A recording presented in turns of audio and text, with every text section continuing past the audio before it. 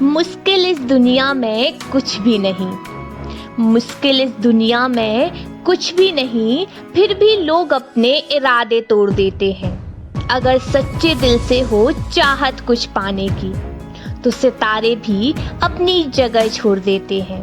आदाब, नमस्कार, सत श्री अकाल दोस्तों, दिस इज आरजे अमायका।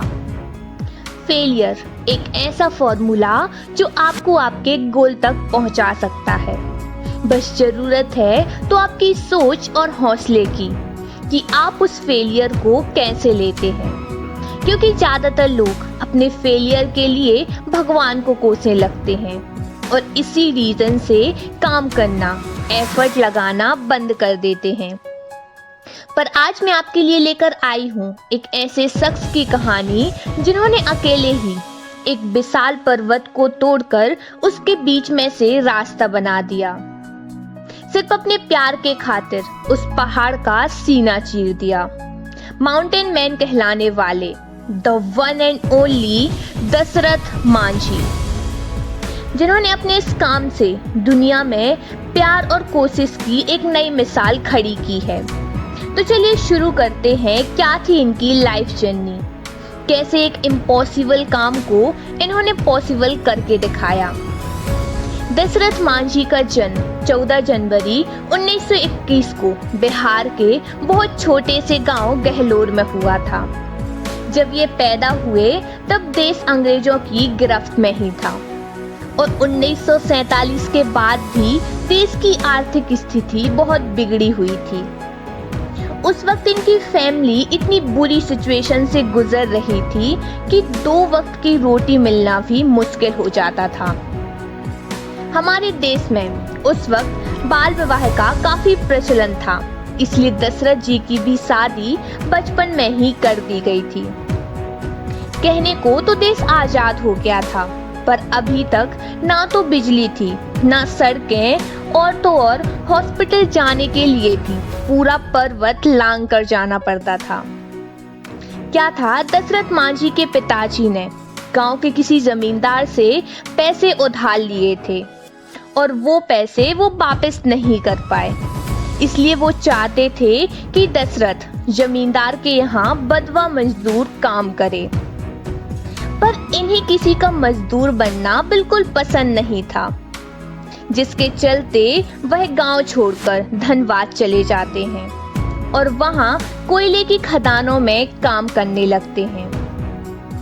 पूरे 7 साल वहां काम करने के बाद घर की याद आती है, इसलिए फिर से सब कुछ छोड़ छाड़ कर वो फिर से अपने गांव वापस लौट आते हैं। पर जब यहाँ आते हैं तो 7 साल बाद भी उन्हें सब कुछ वैसा ही मिलता है, यानी कि वही छुआछूत की परंपरा, ना बिजली, ना सड़कें और ना ही हॉस्पिटल।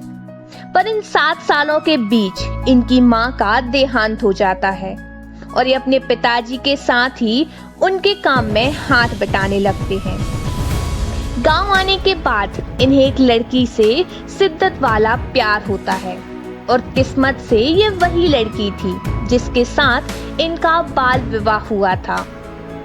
लेकिन कहानी में ट्विस्ट तब आता है जब लड़की के पिता इस बाल विवाह को मानने से इनकार कर देते हैं और हर मुमकिन कोशिश करने के बाद भी लड़की के पिता राजी नहीं होते।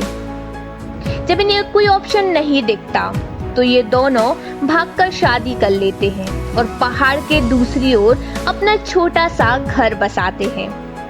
पर घर चलाने के लिए ये एक मालिक के यहाँ खेती करते हैं और पत्थर काटने लगते हैं।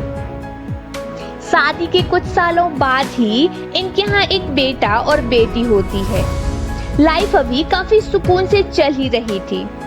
क्या था, इनकी वाइफ फगोनिया खाना बनाकर अपने घर से पहाड़ के दूसरी तरफ इन्हें खाना लेकर जाती थी, क्योंकि तब तक उस गांव में सड़क नहीं बनी थी।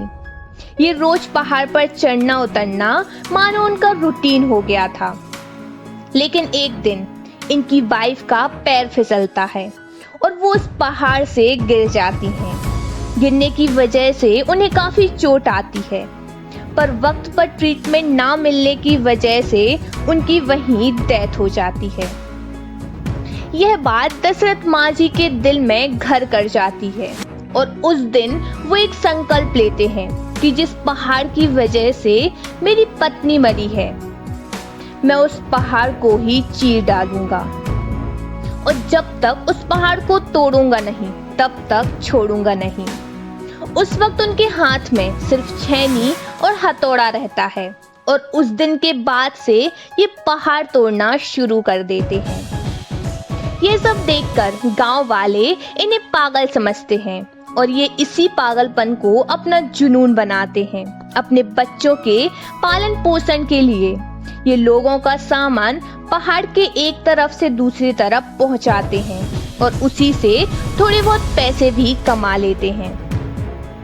इन्होंने ये काम 1960 में शुरू किया और 1982 तक ये काम पूरा हुआ, यानी कि 22 साल तक एक ही काम करते रहे।